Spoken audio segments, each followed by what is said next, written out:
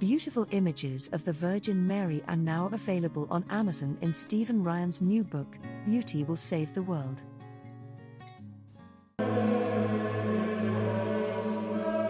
The film star, who played Jesus in the great movie The Passion of the Christ, said he accepts parts in films he believes will bring the most souls to Christ. The actor reached this decision ever since God spoke to him while he was filming Mel Gibson's epic.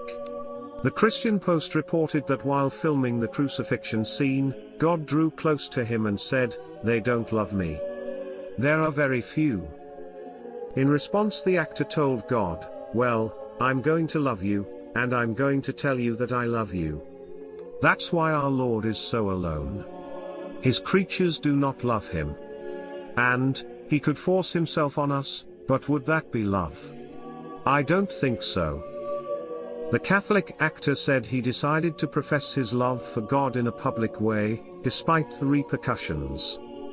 Nonetheless, playing the roles he does is a privilege, and one that he is thankful for.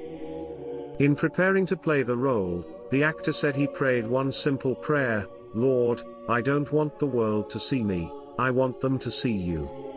You gotta get closer to me." Recently, Jim met with students from Steubenville University and challenged them to strive for greatness and be saints. "You weren't made to fit in, my brothers and sisters. You were born to stand out. Set yourself apart from this corrupt generation. Be saints." The actor also urged the students to value the liberties that were won for them by their forefathers, and to preserve them. "I think it's high time now that we ask ourselves if we still even know the freedoms that were intended for us by our founding fathers. Every generation of Americans needs to know that freedom exists, not to do what you like, but having the right to do what you ought."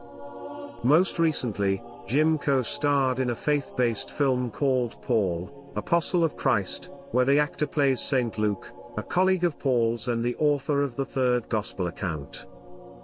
The film focused on the end of Paul's life, at a time when Christians were facing severe persecution from the Roman Empire.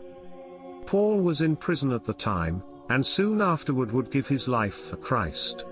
Jim said that he hopes the movie will draw attention to the plight of persecuted Christians of the present day, who still suffer for their faith in Jesus. He said he is inspired by Christians, who, like Paul, sacrifice everything for their faith. "I saw Paul and Luke being like that they would go the extra mile. There's so many of us that are called, but few choose." Our Lady is calling.